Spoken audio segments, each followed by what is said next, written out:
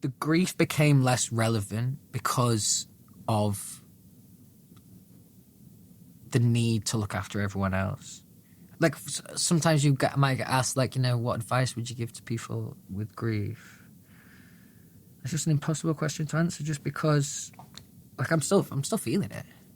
Like, you could, and the interesting thing about that is, you could spend 2 weeks with me and you never knew me and you never knew my life story. Never in a million years would you think. So I don't carry myself like that. I'm not someone who's, like, down in the dumps like that. But it's still there, Purpose is a good answer, I think. What are the symptoms of it still being there? There is, like, this air of unpredictable. This feeling of, and that's sometimes where my positivity comes from too. Like, things could change tomorrow. So I suppose that is, and that kind of jeopardy and that kind of idea, that's how I would interpret it. That, and because for any grief that I've experienced, it has been relatively quick. I haven't really had a lot of time to compute these kind of ideas. Does that create a certain anxiety with life and a certain worry for life that, if the foundations are uncertain and bad news can arrive at any moment, one would, that seems like the breeding ground of worry and anxiety. I actually wrote that down earlier because when we were speaking earlier, you said, I wasn't a worrier back then. When you're talking about your childhood. Yeah, I didn't used to be a worrier. No, I'm sure most people can say that, right? You're worried. A worrier or a warrior? I thought you said I wasn't a warrior back then. I wasn't a warrior back then. Was I a worrier? I'm not sure. I was going to say it's better to be a garden. It's better to be a warrior in a garden than a gardener in a war. Is it better to be a warrior in a gardener than a gardener in a? It doesn't work that way. Your worry levels, or at least for most people, you have less worry when you're younger. You haven't quite understood all your emotions yet, really. Do you have anxiety? Do you struggle with it? I experience it all the time. Is it something that kind of controls me? No.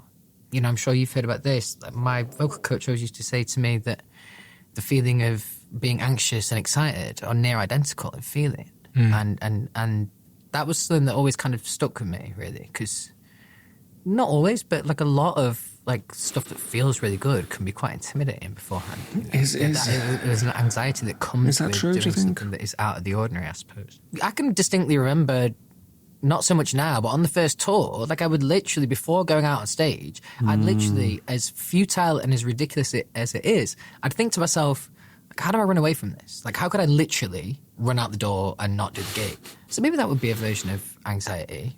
But it didn't stop me getting up there and doing it, I suppose. Maybe there's the difference. A couple of years after the passing of your mother, you lose your younger sister, Felicity. And the circumstances of her death are deeply, deeply...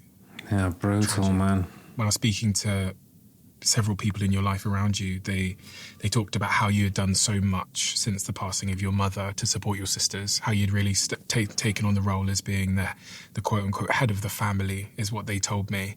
And the tragedy is deepened by the fact that she's 18 years old at the time. Again, an unthinkable tragedy for one person to go through in their life, but for you to go through two of these things in succession is... I mean, I don't have the words. Yeah, that was kind of what I was speaking about before, that moment of stubbing your toe and that kind of aggravating you. That was just like that idea accentuated. I just couldn't believe, I couldn't believe how deeply unlucky we've been as a family. It was just, now, maybe it's not overly uncommon. People that you lose parents young and obviously struggle to deal with a bit at the time. I felt angry at life, and I felt angry mostly on behalf of my family.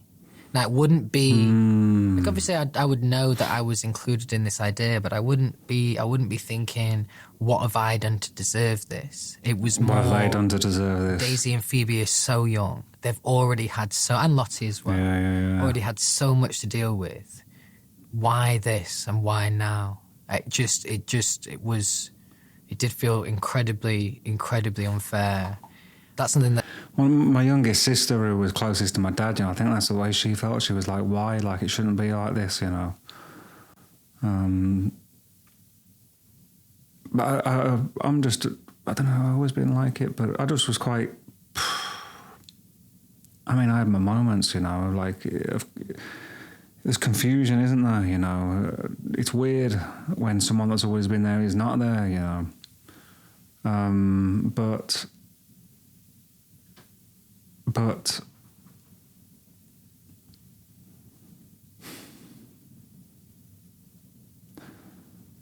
I guess maybe some people, my sister being one, have questioned how I dealt with it, you know, that I should be more upset or any of that, you know. But I just kind of viewed it as,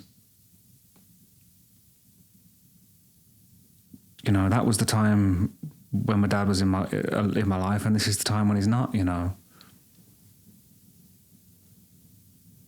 It's much easier to deal with, I suppose, parents dying than children or siblings, because it's more the natural order of things, isn't it? But for it to happen, you know, at 42, or for your 18-year-old younger sister,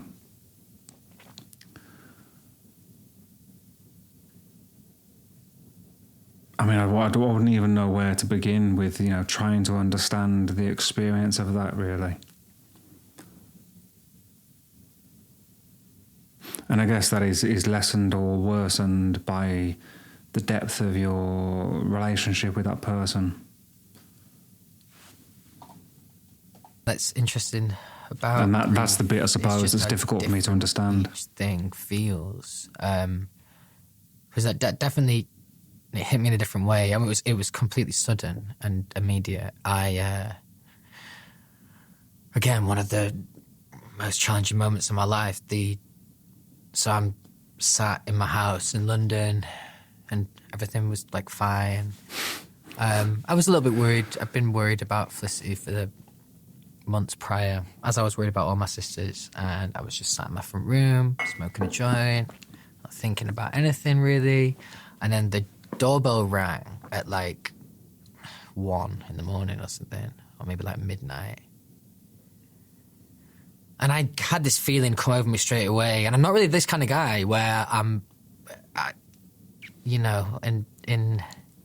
another day, I might have been worried that the police were coming to grab me weed. But it wasn't like that. I just had this thing come over me straight away, and I knew it was bad. I knew that, look, when someone rings your doorbell at that time, it's rarely good news. It happens, man, doesn't it? Like, premonitions are real, I think. I've had a few that at the time I didn't realise were premonitions, you know. And whether that's a feeling or an image or an idea. I mean, to quote Doctor Who, there's nothing strange about premonitions. It's just remembering in reverse.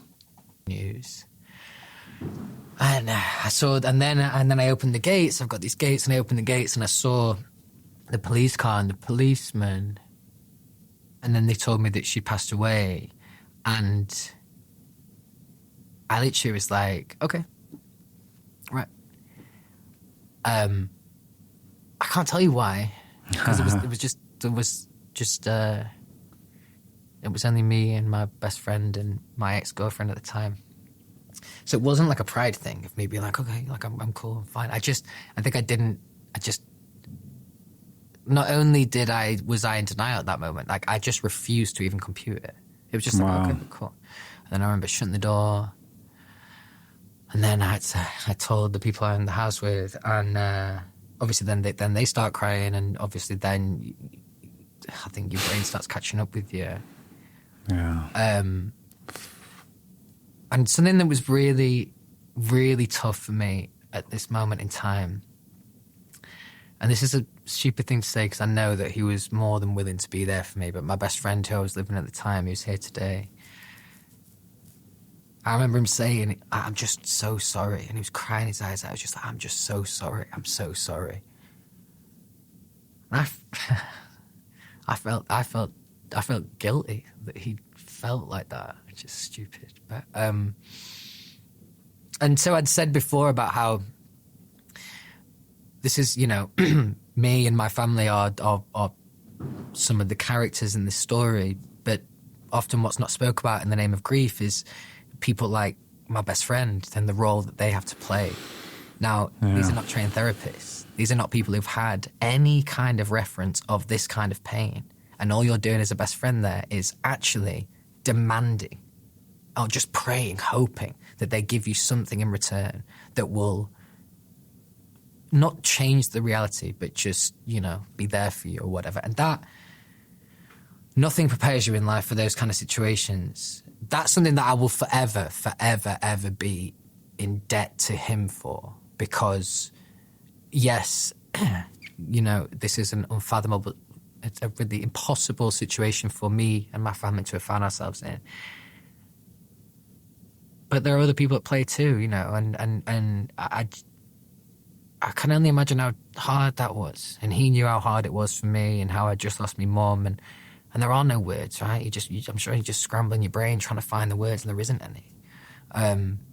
Also, bear in mind everything that I've said before this. If I was to dumb my role down to like one thing in life, I'd maybe say like to look after people. Well, like in the context of my sisters, the protector, right? To lose my sister in the manner that we did, even though I knew that it wasn't fair on myself, like I felt utterly guilty. I felt powerless, and I felt like I'd let my sister and like I'd let my mum down, really. My mum said to me, in like the last couple of weeks of her life, she was like, you better promise me you look after your sisters. And I'm like, yeah, you know, of course, you know I will. And she was like, but specifically Felicity, you know, she's fragile. I felt like I'd failed her at the time. That's the truth. I know now that I didn't, and if she was here now, she would say that you didn't. But yeah, it doesn't change the feeling, and that's again, you know, that's always been the role I played in the family. So, and all I was trying to do after my mum was just put me and my sisters and my grandparents in a bubble, and just like, nothing's gonna get to us, you know. So that you know, it sounds like a really arrogant thing to say. I mean this more metaphorically, but it truly undermined me. It undermined all the hope that I'd had, all these kind of ideas that I was instilling post a life without our mum. It just kind of undermined all those ideas. It made it a lot more challenging for me to say them and feel them and believe them.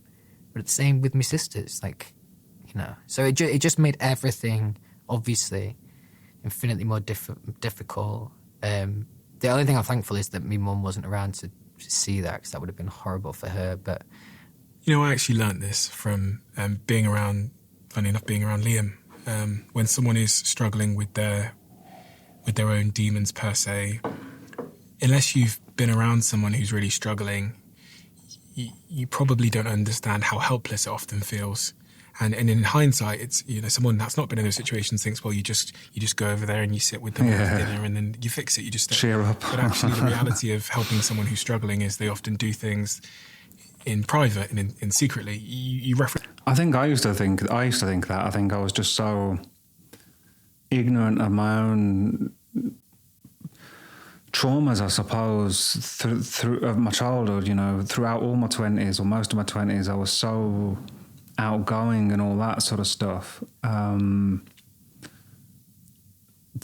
when I did come across people who were depressed or, I don't know, maybe bipolar or whatever, it was difficult for me to.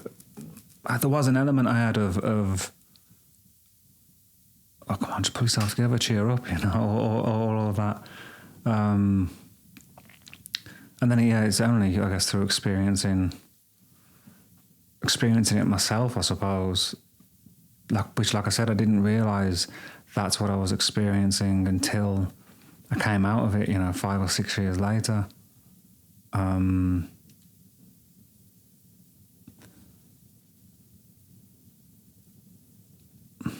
So maybe that's those were lessons I needed to learn, maybe, about the human condition. It's not the same as like be humble or get humbled, is it? But maybe it is, I don't know.